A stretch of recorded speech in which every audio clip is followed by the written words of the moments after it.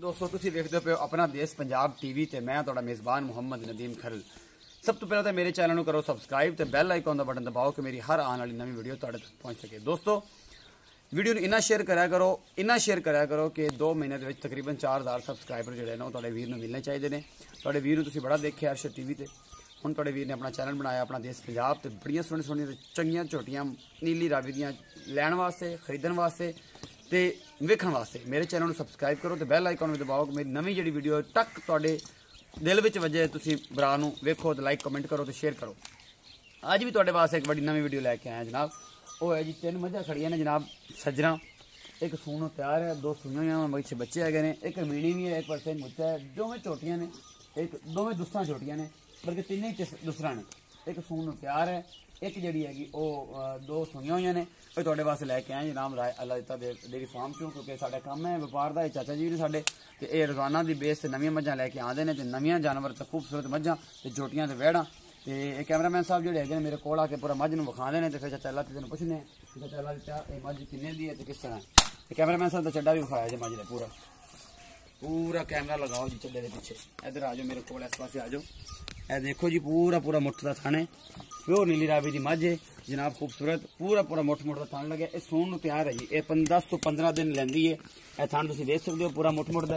यह मूँह मत्था पूरा सिंध बिल्कुल खुंडे मत्थे तो बल्ली, ठीक है, बड़ी खूबसूरत झोटी है ये जनाब। चला तो बाद पूछा कि रेट की है तो की नहीं है। तो दूसरी गल है जी उस बाद जनाब एक मीणी भी खड़ी है, मीणी झोटी है कह सकते हैं। मीणी एक पासों है, एक पास सिंह बड़े कौलियां वर्गे ने, शायद अख दी बल्ली हैगी है, बड़ी सोहनी है, नीली की झोटी है दुसर, ठीक है जी। कल सुई है, बड़ी खूबसूरत। अजय मैला मूला फिरदी भी पीछे का बच्चा भी तो मैं विखाना वा जनाब। अच्छा चला तेन पूछा दुध की रेंज है की हिसाब किताब है। कैमरा सारी मझ विखाया करो, पूरी मझ विखाओ। इस पास आओ। है जी एक पासों मीणी है, एक पग सिंह गुच्छा है, ठीक है जनाब। ये है चेक कर सकते हो, तुम देख सकते हो जनाब। मुठ मुठ का थान है, बड़ा खूबसूरत है, सोहनी। एक है झोटी खड़ी जनाब थोड़े सामने, यह भी बिल्कुल कोलिया वर्गे सिंह ने, यह भी बल्ली है सिर तो मत्थे तो नीली की झोटी है, लेकिन थोड़ी जी कमजोर है। ये लोग मेरे दोस्त कहते जड़ियां वारे आने वाली मझां ने तुसीं भी पाया करो सारे। 2 लाख तो 50 दस दे जे तो इंशाल्लाह तुहाडे वारे भी आणगियां, तुहानूं पसंद भी आणगियां। चाचा अल्लाह तेन पुछांगे। देखो जी थान बिल्कुल मुठ दा बड़ा खूबसूरत थान लग्या होया। थाना चड्डे दी गारंटी साडी हुंदी है, दुध दी। चाचा अल्लाह तेन पुछने तो चला ते मेरे कोल आ इहदा की हिसाब था। अस्सलाम वालेकुम।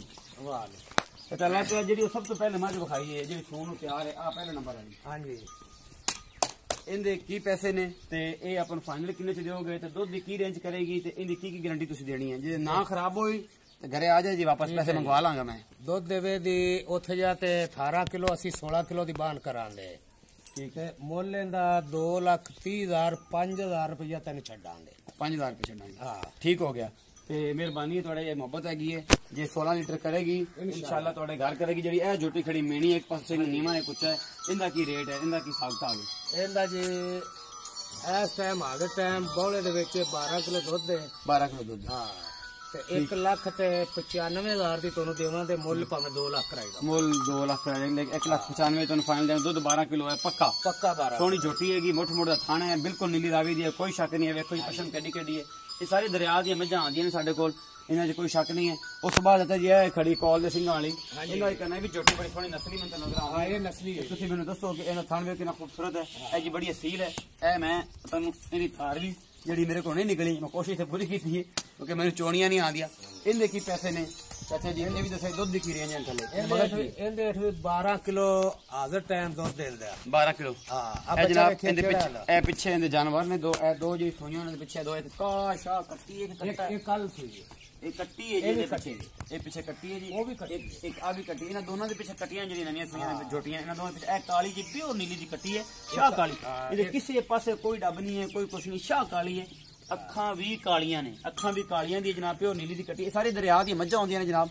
जो थोड़ा वीर थोड़ा भरा थोड़ा बेली नदीम खरल तुहानूं दिखा रहा है। बस यही थोड़ा प्यार है कि तुसीं मेरी वीडियो लाइक शेयर तो कमेंट करते रहो तो बहुत जल्द इन्हूं इस लैवल तक पहुँचाओ कि पूरी ऑल ऑफ वर्ल्ड फेमस हो जाए। जिस तरह अर्शद टीवी ते थोड़ा वीर फेमस होया सी, सोशल मीडिया ते बड़ी मोहब्बत पा दिओ, बड़ा प्यार विखा दिओ इस तरह।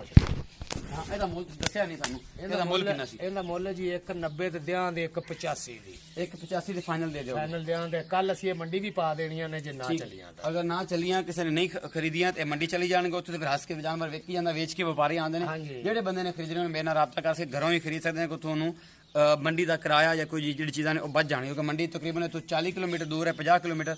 ਉੱਥੇ ਜੋ ਜਾਨਵਰ ਜਾਂਦਾ ਥੱਕ ਵੀ ਜਾਂਦਾ, ਸਾਰਾ ਨਿਜ਼ਾਮ ਹੁੰਦਾ, ਫਿਰ ਉੱਥੇ ਆਪਣੀ ਮਰਜ਼ੀ ਨਾਲ ਜਾਨਵਰ ਵੇਚਦੇ ਨੇ। ਆਪਣਾ ਜ਼ਿੰਮੇਵਾਰੀ ਹੋਵੇ, ਇੱਥੇ ਜ਼ਿੰਮੇਵਾਰੀ ਹੁੰਦੀ, ਉੱਥੇ ਜਾ ਕੇ ਜ਼ਿੰਮੇਵਾਰੀ ਨਹੀਂ ਹੁੰਦੀ, ਤਾਂ ਖੜ ਲੱਗ ਜਾਂਦਾ ਜਾਂ ਕੋਈ ਵੀ ਮਾਮਲਾ ਜਾਂ ਕਰਦੇ ਨੇ ਉਹ ਵਪਾਰੀਆਂ ਦੇ। ਇੱਥੇ ਘਰ ਖੜੇ ਆ ਜ਼ਿੰਮੇਵਾਰੀ ਨਾਲ, ਆਪਣੀ ਜ਼ਿੰਮੇਵਾਰੀ ਨਾਲ ਭੇਜਾਂਗਾ ਮੈਂ। ਅਗਰ ਕੋਈ ਮਸਲਾ ਹੋਏਗਾ ਤਾਂ ਮੈਂ ਜ਼ਿੰਮੇਦਾਰ ਹਾਂ। ਤੇ ਜਨਾਬ ਇਸੇ ਤਰ੍ਹਾਂ ਮੁਹੱਬਤ ਪਿਆਰ ਵਧਾਉਂਦੇ ਰਹੋ। ਆਪਣਾ ਬਹੁਤ ਸਾਰਾ ਖਿਆਲ ਰੱਖਿਆ ਜੇ। ਮਿਲਦੇ ਹਾਂ ਅਗਲੀ ਵੀਡੀਓ 'ਚ। ਅੱਲਾ ਨਿਗਹਿਬਾਨ।